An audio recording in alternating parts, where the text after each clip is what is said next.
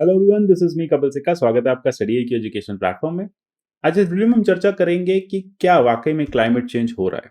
कई जगह पे हम पढ़ते हैं कि क्लाइमेट चेंज सच सही में हो रहा है। कई जगह यहाँ पे एक्सपर्ट्स का ये भी कहना है कि ये जो क्लाइमेटिक फिनोमिनन्स हैं ये टाइम टू टाइम रिपीट होते रहते हैं। आपको हर एक डिकेड के बाद कहीं ना कहीं दिखेगा कि बहुत हॉटेस्ट समर थी, कोल्डेस्ट विंटर्स थी, फॉगलेस विंटर्स थी, रेन कम थी, रेन ज़्यादा थी। तो ये बहुत नॉर्मल कंडीशंस हैं जो साल दर साल या डिकेड दर डिकेड रिपीट होती हैं। आज हमने यहाँ पे नोटिस किया है कि जो दिल्ली में इस बार की विंटर्स रही हैं, जो नॉर्थ इंडिया में इन जनरल विंटर्स रही हैं, वो काफ़ी कोल्डर रही हैं, वेटर रही हैं। मतलब जो रेन्स हैं वो लगभग 200% ज़्यादा हैं और लार्जली फॉगलेस है। अब इसके पीछे कई जगह ये कहना है एक्सपर्ट्स का कि इसका रीज़न कुछ अलग डिस्टर्बेंसेज हैं, कुछ वेस्टर्न डिस्टर्बेंसेज हैं, कुछ क्लाइमेटिक कंडीशंस हैं, कुछ विंड्स की स्पीड है, या फिर अदरवाइज आप देखेंगे एक ला नीना की अप्रोच है। तो यहाँ पे आज हम देखेंगे कि एग्जैक्टली रीज़न क्या है इसके पीछे, क्यों इस बार की जो विंटर्स हैं वो काफ़ी ज़्यादा रही। इनफैक्ट इस बार तो सेंट्रल प्लेटू तक में विंटर्स को फील किया गया। मुंबई जैसे एरियाज में भी आपने देखा मीम बन रहे थे कि लोग जो है वो विंटर को से जूझ रहे थे या विंटर को इस बार फील कर रहे थे। तो जानेंगे इस बार की क्या क्या रीजन रहा कोल्डर और चिलर विंटर्स का, और इस बार का डेटा इसके बारे में क्या कहता है। आपको मुझे जितने भी मेरे पीडीएफ्स आते हैं वीडियोस के, आप उनको मेरे टेलीग्राम चैनल से डाउनलोड कर सकते हैं। मुझे आप ट्विटर पे फॉलो कर सकते हैं।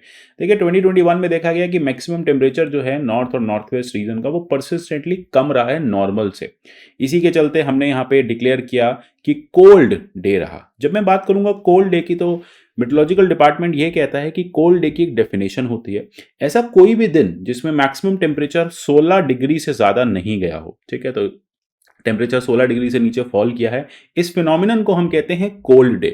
यानी इस बार अगर आप सीरीज में देखें कि हर रोज जो टेम्परेचर था वो 16 डिग्री से कम था, तो इस बार इस हिसाब से दिल्ली में लगभग 8 कोल्ड डेज देखे गए। अदरवाइज आप पैन इंडिया बेसिस पे देखेंगे तो कई जगह ये कोल्ड डेज जो है विटनेस किए गए। इसी तरह की कोल्ड जनवरीज रही हैं, 2003 में भी रहा है, 2015 में भी रहा है, 2010 में भी रहा है। तो मोर और लेस ये जो फिनोमिनन है, जैसा मैंने आपसे कहा, कहीं ना कहीं रिपीट होता है। तो इससे हमें ये पता चलता है कि जो कोल्ड डे है ये दिल्ली के लिए एक बहुत यूजुअल फिनोमिनन है। लेकिन महाराष्ट्र के लिए है क्या?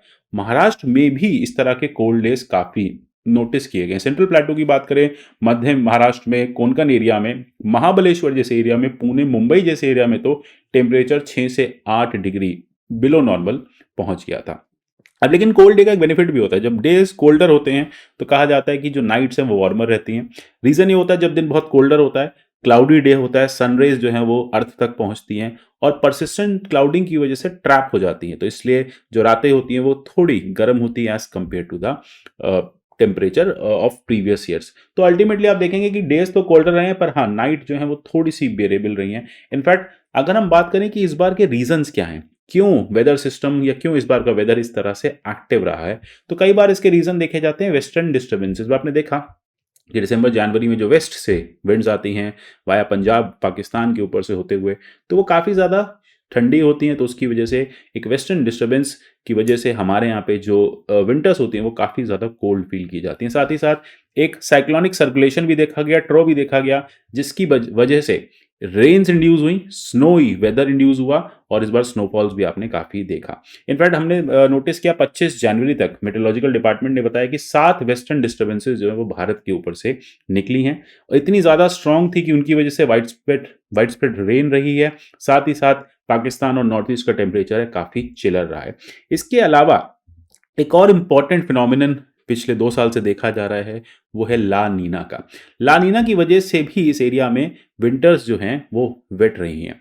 पर प्रेसिपिटेशन की बात करें, हम रेन्स की बात करें, तो यूजुअली आप देखेंगे कि कॉमन होता है विंटर्स में जम्मू कश्मीर, लद्दाख, उत्तराखंड में आपको बारिश दिखती है, वहाँ पे आपको स्नोफॉल्स भी दिखते हैं, मॉडरेट इंटेंसिटी के रेनफॉल्स होते हैं। लेकिन इस बार की जो रेनफॉल्स हैं वो सेंट्रल, नॉर्थ वेस्टर्न, नॉर्थ और नॉर्थ ईस्टर्न रीजन्स में भी देखे गए हैं।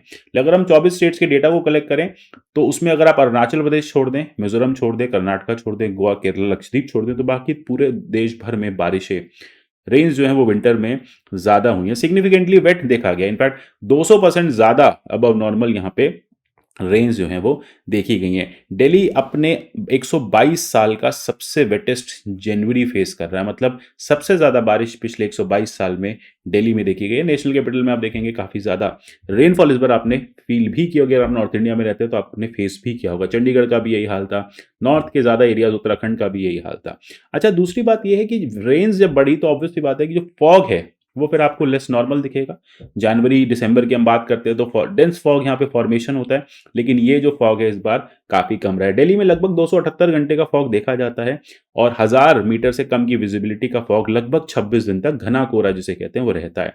पर 2021 में सॉरी सिर्फ 75 घंटे का ही फॉग रहा है और जो लगभग 22 दिन के ओवरऑल स्प्रेड रहा है। इस तरह का फॉग जो है 1982 में देखा गया था। तो यानी हम कह रहे हैं कि यहाँ पे जो फॉग है वो ऑब्वियसली बात है नॉर्मल से कम है, जो रेन्स हैं वो नॉर्मल से ज़्यादा हैं और जो कोल्ड डे का स्ट्रेच है वो इस बार काफ़ी ज़्यादा बढ़ गया है। अब जैसे मैंने आपको बताया इसका एक रीज़न कहीं ना कहीं ला नीना में भी मिल रहा था। जैसे कि आप देखेंगे ला नीना का इम्पैक्ट पिछले 2 साल से हमें देखने को मिल रहा है। तो इस बार की जो विंटर्स हैं वो कोल्ड और वेट रही हैं। रेन्स भी इस बार आपने देखा होगा थोड़ी सी ज़्यादा रही as compare to the previous years. तो ये एक रीज़न है कि एक तो स्ट्रॉन्ग नॉर्थ और नॉर्थ वेस्टर्ली विंड्स हैं जो काफ़ी डोमिनेंट है।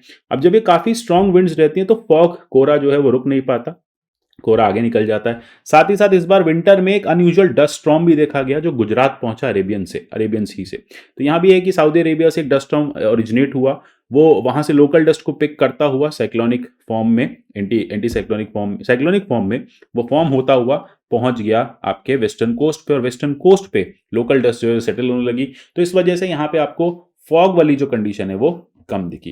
तो ये सारे रीजंस थे। इस बार कहीं ना कहीं हम कह सकते हैं ये क्लाइमेटिक चेंज है, क्योंकि एक नेचुरल फिनोमिनन है, हमें नहीं पता इसके पीछे के क्या रीजंस हैं, लेकिन हाँ ये कुछ क्लाइमेटिक चेंजेस हैं या फिर कुछ क्लाइमेट चेंज हम वाकई में फेस कर रहे हैं, उसमें कोई डाउट नहीं है। टेम्परेचर्स बढ़ते जा रहे हैं, अंटार्कटिका पे बर्फ पिघलती जा रही है। तो कहीं ना कहीं हमें थोड़ा सतर्क रहना पड़ेगा कि इस तरह के अगर एक्सट्रीम वेदर कंडीशंस रहेंगी तो काफ़ी हार्श भी होगा। इनफैक्ट एक काफ़ी एक्सट्रीम वेदर कंडीशन तो आपने थोड़े दिन पहले मैंने आपके साथ डिस्कस भी की थी, वो थी आपके नॉर्दर्न अफ्रीका में। नॉर्दर्न अफ्रीका के जो सहारा डेजर्ट है वहाँ पे हमने स्नोफॉल देखा। इनफैक्ट इसी तरह के हेल स्टॉर्म्स हमने सऊदी अरेबिया में भी जनवरी के स्टार्टिंग में देखे। तो यानी वही बात है कि जहाँ पे बहुत ज़्यादा जहाँ पे डेजर्ट है, जहाँ पे कभी बर्फ़ नहीं गिर सकती, वहाँ पे आप देख रहे हैं स्नोफॉल हो रहा है। जहाँ पे विंटर्स में रेन्स नहीं होनी चाहिए वहाँ पे एक्सटेंसिव रेन्स हो रही हैं। तो कहीं ना कहीं हम ये बात कह सकते हैं कि वाकई में क्लाइमेट चेंज तो हो रहा है और इसके लिए अब हम सबको मिलकर कुछ करना पड़ेगा, अपना अपना पार्ट प्ले करना पड़ेगा। आपको अभी क्या करना है, आपको टारगेट प्रीलिम्स ज्वाइन करना है, जीएस फाउंडेशन को ज्वाइन करना है। मिलेंगे अगले वीडियो में, तब तक के लिए good bye, take care and God bless you all.